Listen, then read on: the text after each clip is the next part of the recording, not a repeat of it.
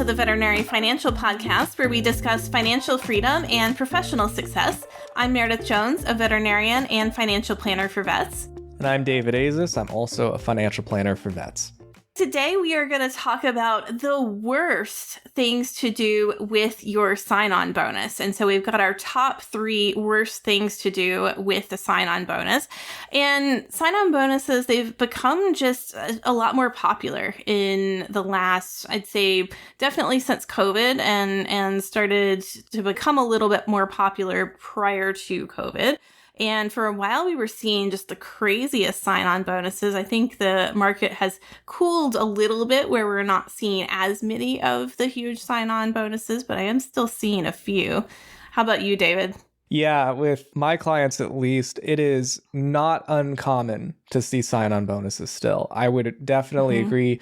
The numbers aren't as crazy as they were, back in COVID land, but it's still not uncommon to see, 5, 10, 15, 20 grand lump sum sign-on bonuses for vets.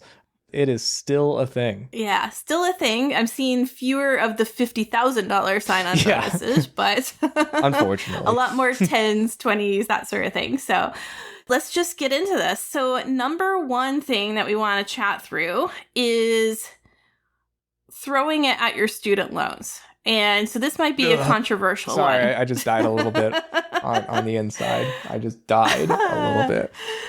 Yeah. And throwing at, I think, is going to be part of what we're talking about, right? Because if you have fully examined your student loan repayment options and you are sure you're going to pay your loans to zero, let's say somebody graduates with, $85,000 and that's it.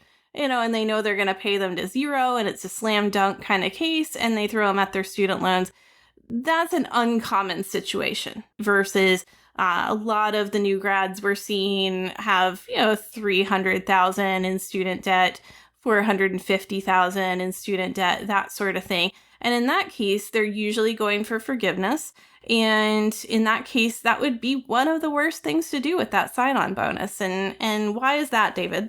Well, the reason it could be one of the worst things to do is because if you have already decided that you are going for forgiveness because doing so would save X amount, way more, 50 grand, 100 grand, whatever it is, more than treating it like a traditional loan and paying it off, well, then you want to go for the most forgiveness possible, meaning any extra payment you make above any minimum monthly payment that counts towards forgiveness, all that would do is lower your remaining balance by whatever that additional payment is.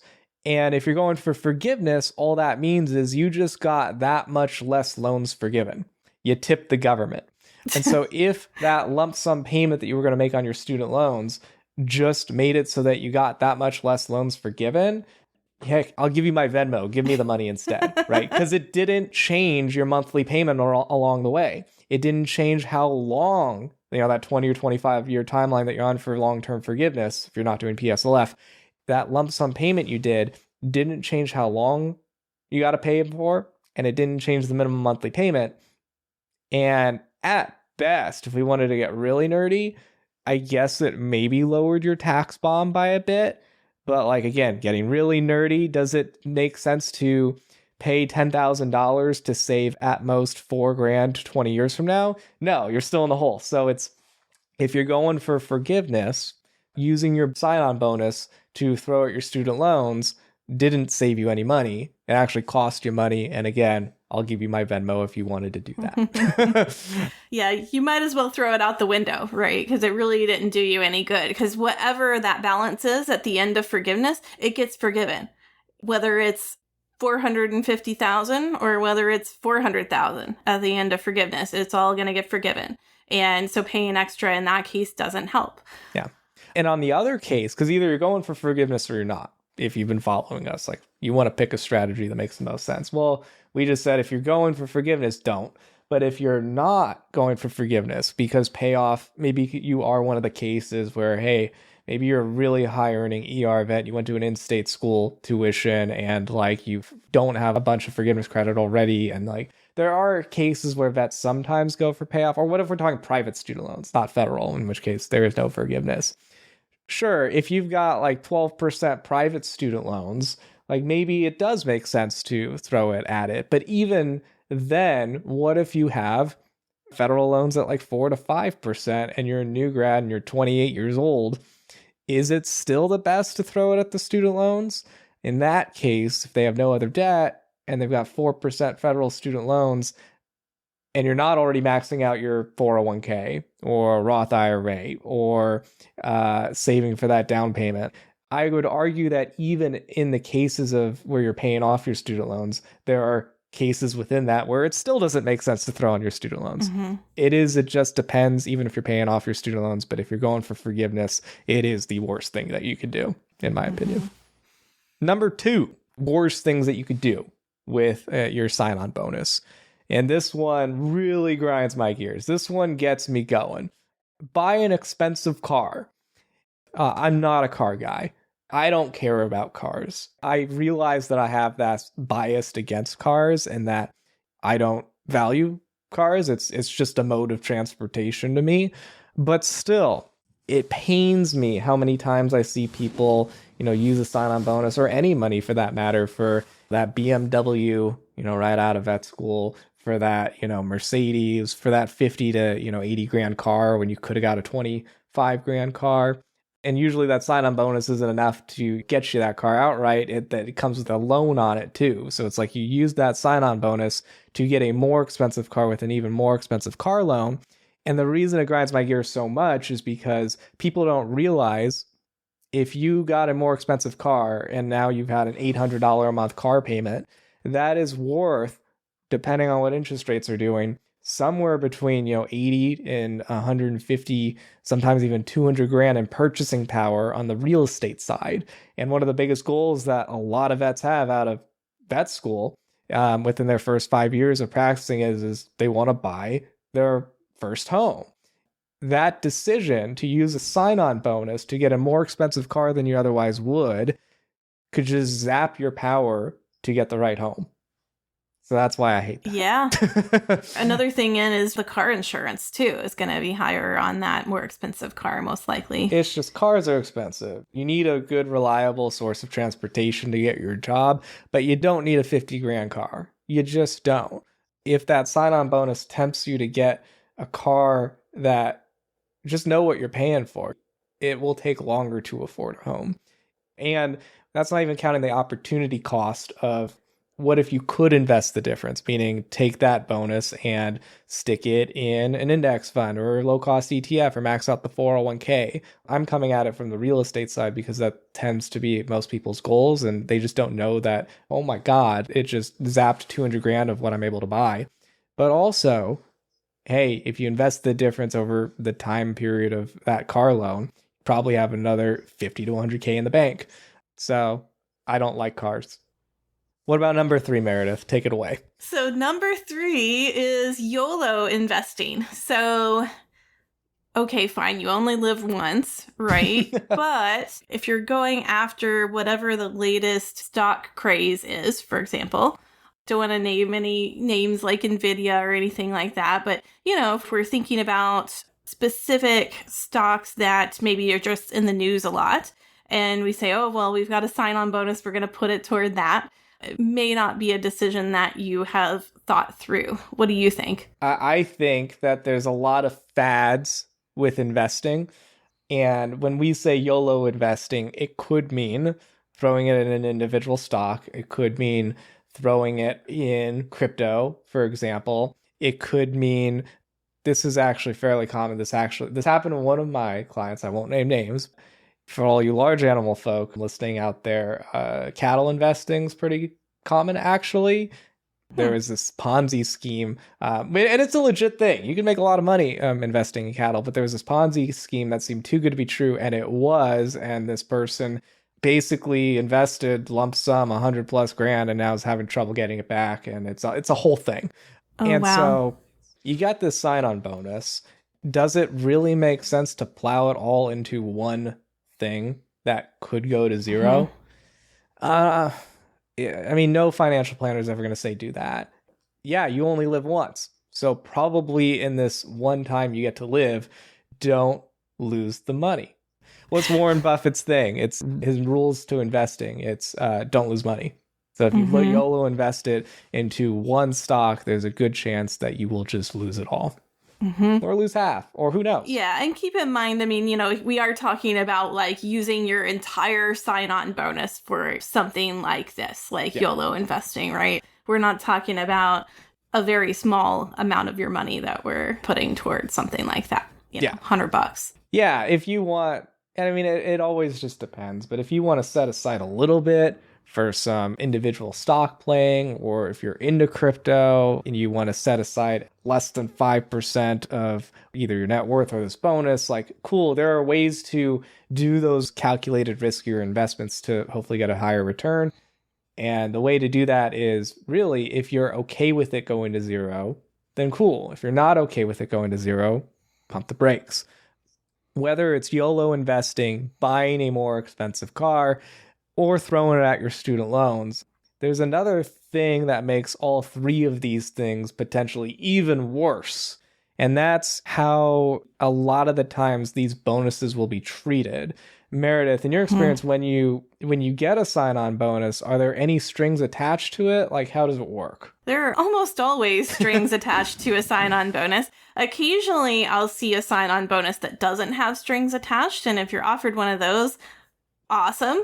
Usually, there are some strings attached to a sign-on bonus, like you have to stay in the practice for a year, sometimes it's 2 years. I'm seeing less of the ones that are more like 3 to 5 years, like we saw back in the crazy COVID days. But yeah, you might have to stay a year or two in order to keep 100% of the sign-on bonus. There can be some strategy around kind of mitigating that as well. Yeah, I can't remember the last time I saw a sign-on bonus that didn't have that time requirement on it of at least a year. It is not uncommon to see 2 years. And so why I said that makes all of these three things even potentially worse is, for example, if you threw it at your student loans and then you got a better opportunity 6 to 8 months into the practice, which for a new vet isn't uncommon to switch practices every few years. If that were to happen, you're kind of stuck now.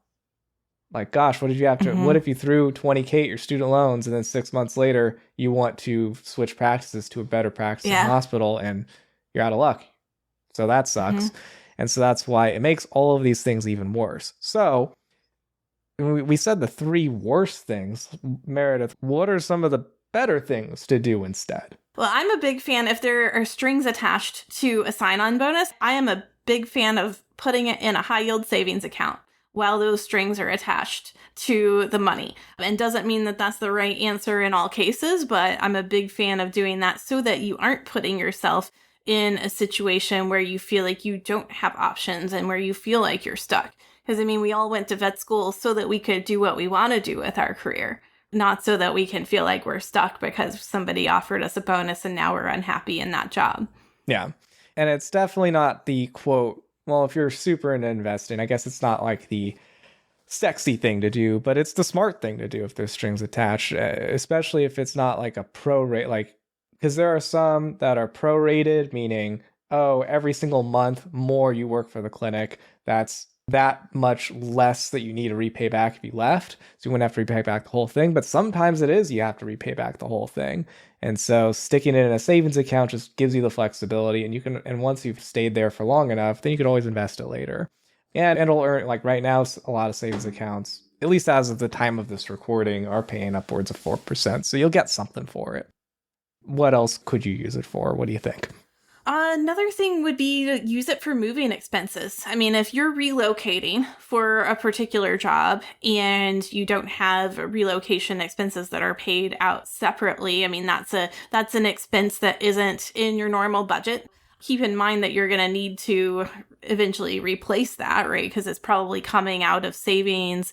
Those moving expenses that you'll end up spending it on, that's probably coming out of savings initially because you probably won't have that sign-on bonus in your pocket at the time you're moving, right? So you'll need to make sure that you're replenishing that kind of later. That would be, I think, a reasonable way to use that, but you'll just need to keep an eye on your budget to make sure that you're building your savings back up and having an appropriate emergency fund. Well, I mean, I'm going to push back on that, actually. Unpopular opinion. You're just graduating vet school. You get your sign-on bonus. You have to move. Your moving expenses should only be $100. You stick everything in your car. You move everything yourself. You There you go. rent a U-Haul for $20 a day. I used to be pretty frugal in the past, so I'll just leave it at that. You don't take my advice. Don't do that.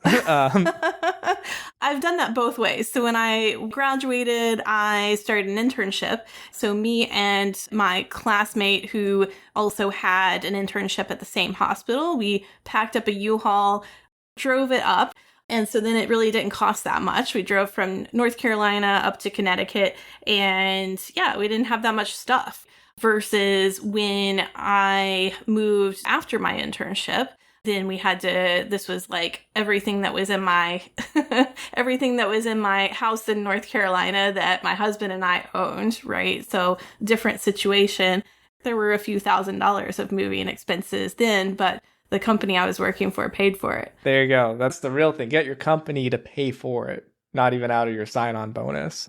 And then a third thing that you could do with it, assuming you might fall into the case of there are no strings attached, is treat it how you would any other additional dollar, meaning go through the most efficient uses of that next dollar saved.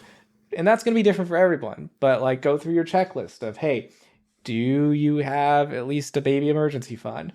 Okay, cool. Are you now able to use that sign-on bonus to then feel comfortable taking the match on your 401k, for example? Okay, doing that, great. Next step, do we have 3 to 6 months reserves? Okay, cool. We got that already. Cool, then hey, are you maxing out the 401k now that you've got the bonus? Maybe you feel comfortable increasing your contributions. And then you just keep on going through the list of what you would normally do and just treat the bonus as a way to fast track getting to that next step of wealth building.